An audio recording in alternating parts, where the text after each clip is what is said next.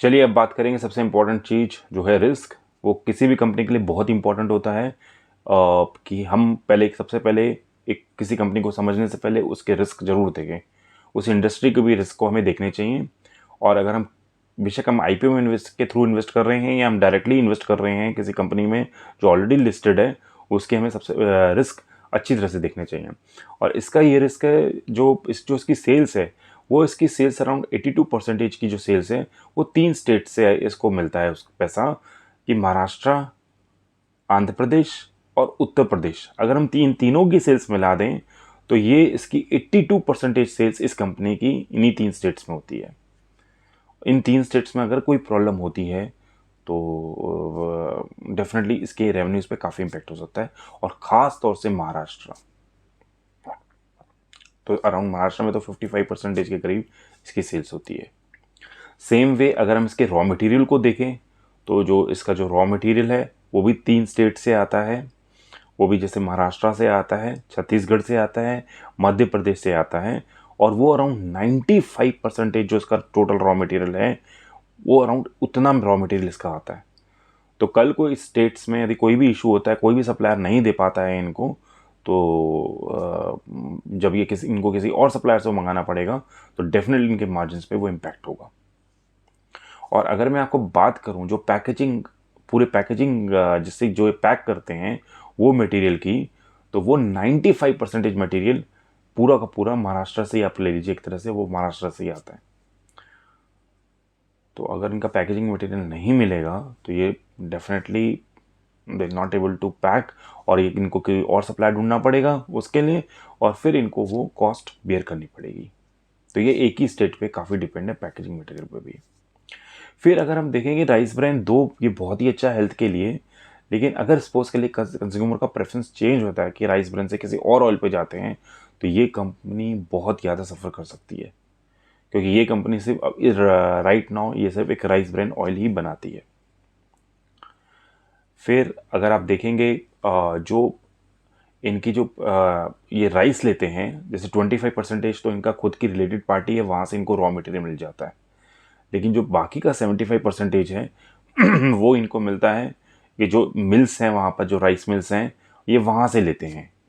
तो कल को इनके ये जो मिल्स ओनर्स हैं वो इनको राइस उस टर्म्स पे नहीं देते हैं, तो इनके लिए काफ़ी बड़ी प्रॉब्लम हो सकती है कि इनको रॉ मटेरियल काफ़ी कॉस्टली मिल सकता है, क्योंकि इनके पास कोई लॉन्ग टर्म कॉन्ट्रैक्ट नहीं है कि ये अपना रॉ मटेरियल उन राइस मिल वालों के साथ।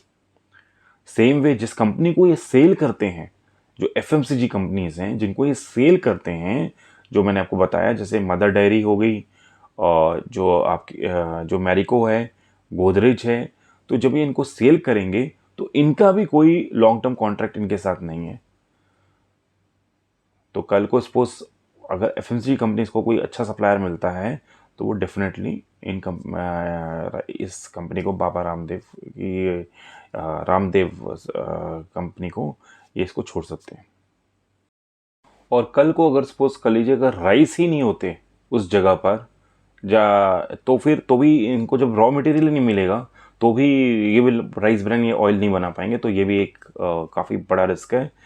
फिर अगर सपोज कर लीजिए वहाँ पर राइस को एक स्पेसिफिक वाटर चाहिए होता है, और वो एक पर्टिकुलर टाइम पे ही चाहिए होता है जब ये हार्वेस्ट करते हैं, तो और उस समय डेफिनेटली रेन होनी बहुत ज़रूरी होती है।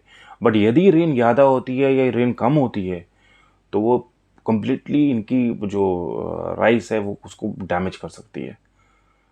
तो तो अगर ये ऐसा कुछ होगा तो भी इनको काफ़ी इम्पैक्ट हो सकता है। फिर इनके पास जो कुछ दो ट्रेडमार्क हैं जो सेहत ऑयल पर हैं, और एक ट्रेडमार्क है जो तुलसी ऑयल पर है। वो इन्हें स्टिल अभी तक वो उसको रजिस्टर्ड इन्होंने नहीं कराया है, इनकी एप्लीकेशन अभी तक पेंडिंग है, तो वो पेटेंट इनके नाम पे अभी भी नहीं है। तो टिल इनके नाम पे पेटेंट नहीं है तो ये काफ़ी एक रिस्की बात होती है कि कोई भी आपका आइडिया लेके वो बना सकता है और फिर वो पेटेंट रजिस्टर भी कर सकता है। तो पेटेंट इनका रजिस्टर होना बहुत इम्पोर्टेंट है। फिर इनका जिस तरह से मैंने आपको बताया था डी ऑयल्ड राइस ब्रांड से, जो कैटल फीड के लिए या फिश ऑयल पोल्ट्री के लिए जो काम आता है, उससे ने 38% रेवेन्यू मिलता है। अगर सपोज कर लीजिए वो रिड्यूस हो जाता है, उससे उन्हें उतना रेवेन्यू नहीं मिलता, तो भी इनके लिए ये एक रिस्क होगा। फिर अगर आप देखेंगे अगर ये जो एफएमसीजी कंपनीज को अपना राइस ब्रान ऑयल बेचते हैं, अगर ये अपनी क्वालिटी को मेंटेन नहीं कर पाएंगे, तो एफएमसीजी कंपनीज स्ट्रेट फॉरवर्ड ऐसी कंपनीज को स्टॉप भी कर सकता है और इनको नया कॉन्ट्रैक्ट नहीं देगा। और इनका ट्रांसपोर्टेशन पे भी थोड़ा सा रिस्क है। दो इनके पास 65 ट्रक्स हैं, इनके पास अपने 65 कमर्शियल व्हीकल्स हैं, लेकिन तो भी एक ये इन्हें बल्क ऑफ जो इनको ट्रक्स होते हैं, ये इनको चाहिए होते हैं अपने रॉ मटेरियल लाने पे और अपना फिनिश गुड्स जो ऑयल्स हैं वो देने पर। तो अगर सपोज कर लीजिए कि वो ये लोग जो डिपेंड होते हैं जिस ट्रांसपोर्टेशन पे, अगर फ्रेट चार्जेस बढ़ जाता है तो इनको भी ये बियर करना पड़ेगा और वो उनके मार्जिन्स पे इम्पैक्ट करेगा। फिर अगर आप देखेंगे कि जो कंपनी जो अपना प्लांट लेके आ रही है कि इथेनॉल ब्लेंडिंग का, कंपनी को की मैनेजमेंट को कोई भी इसमें एक्सपीरियंस नहीं है इसके लिए, और कल को सपोज कि कुछ भी इसमें रॉन्ग चला जाता है तो ये कंपनी की कॉस्ट को काफ़ी ज़्यादा इम्पैक्ट करेगा। Ethanol blending is completely new for the promoters. दो इनके प्रमोटर्स 30-40 साल से एक्सपीरियंस है राइस में, लेकिन इथेनॉल ब्लेंडिंग उनको नहीं पता है। तो इसके लिए बट इन्होंने ये बोला है कि हम जो बाहर की जो मतलब कि इसमें से हम काफ़ी प्रोफेशनल मैनेजमेंट को लेकर आएंगे, तो लेकिन इंटरनली इसके बारे में, इथेनॉल ब्लेंडिंग के बारे में इन लोगों को नहीं पता है। तो ये भी रिस्क है अगर ये सक्सेसफुल नहीं हो पाता है तो।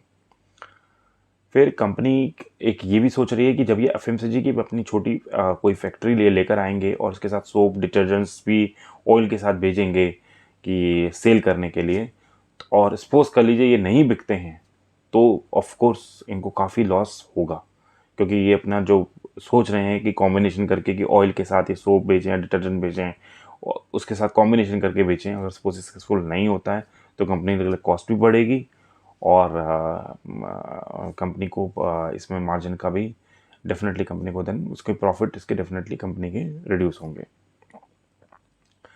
फिर इनके जो दो खुद के ब्रांड हैं, सेहत और तुलसी, अगर जो इसमें राइट नाउ इनकी 12% सेल्स हैं, दो मैनेजमेंट बोल रही है कि नेक्स्ट 5 ईयर्स में इनकी सेल्स ज़्यादा होगी, 12% से भी ज़्यादा होगी। अगर इसी में जो इनकी जो सेल्स है, अगर ये जो 12% ऑफ जो इनकी जो टोटल रेवेन्यू है, यही अगर रिड्यूस हो जाती है, यही सेल्स अगर रिड्यूस होती है, तो कंपनी को काफ़ी इम्पैक्ट होगा, क्योंकि कंपनी को हाईएस्ट मार्जिन इनको अपने ही प्रोडक्ट से मिलते हैं। तो ये भी एक बहुत बड़ा इनके लिए रिस्क आता है। फिर इन्होंने CSR, कॉर्पोरेट सोशल की रिस्पॉन्सिबिलिटीज़ होती हैं हर कंपनी की, और कंपनी को अराउंड 2% होता है कि अपना जो एवरेज प्रॉफिट होता है 3 ईयर्स का, वो देना होता है। कॉर्पोरेट सोशल रिस्पॉन्सिबिलिटी, कोई भी हॉस्पिटल है या कोई भी, जैसे कि गर्ल्स की एजुकेशन है या like that whatever is there, तो ये इनको देना पड़ता है। लेकिन उसके लिए सबसे इंपॉर्टेंट होता है कि वो आपको एक अलग से बैंक अकाउंट से देना होता है। आप अपना रेगुलर बैंक अकाउंट उसके अंदर नहीं डाल सकते हैं। मतलब जो पैसा हम ये लोग CSR activities, corporate social activities के लिए देते हैं, उसके लिए सेपरेट बैंक अकाउंट होना चाहिए। बट इन लोगों ने क्या किया है, कॉर्पोरेट सोशल रिस्पॉन्सिबिलिटी दी है, लेकिन इन लोगों ने जो दी है वो अपने रेगुलर बैंक अकाउंट से ही दी हुई है। तो कल को सपोज करो इन्होंने कंपनी लॉ बोर्ड पे ये अप्लाई किया हुआ है ROC को कि हमने ये करा हुआ है, लेकिन अगर सपोज वो नहीं सुनते तो वो इनको एक hefty पेनल्टी भी दे सकते हैं। तो which is again a risk for them. और फिर इनका जो जनरल रिस्क है, जैसे कि ये कंपनी फूड इंडस्ट्री को बिलोंग करती है, तो यहाँ पे फूड ऑडिट्स भी होते हैं। तो अगर फूड ऑडिट्स अगर होंगे तो और उनका नेगेटिव इम्प्रेशन, नेगेटिव कोई भी रिमार्क्स आता है, तो इस कंपनी को बियर करना पड़ेगा, और वो फिर काफ़ी बड़ा एक रिस्क होगा, क्योंकि फिर बाकी अगर एक बार ये होता है तो FMCG कंपनीज जो बड़ी कंपनीज हैं, they will not entertain companies जिसके बैड रिमार्क्स हैं। फिर यहाँ पे कंपटीशन भी बहुत है। फिर यहाँ पे लेबर इंटेंसिव ये इंडस्ट्री है, तो अगर अपने लेबर को सही से रिवॉर्ड नहीं करेंगे तो मतलब people can good talent can leave you and can join other companies. और सिंस इनकी जो डेट है वो काफ़ी ज़्यादा है, तो ऑफ कोर्स इनको क्रेडिट जो रेटिंग्स हैं वो डेफिनेटली लेनी पड़ती हैं एजेंसीज से, रेटिंग लेनी पड़ती है।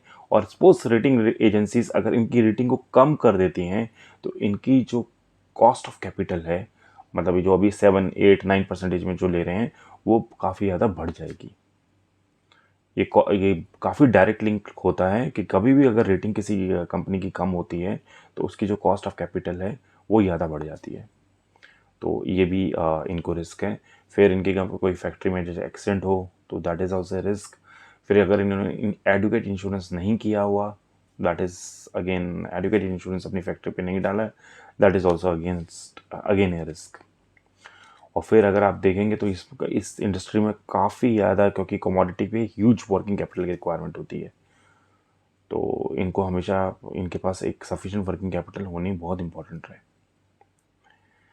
और फिर अगर आप देखेंगे इसके लिटिगेशंस पे, इनके अराउंड 4 लिटिगेशंस हैं जो टैक्स के ही लिटिगेशंस हैं, जीएसटी के।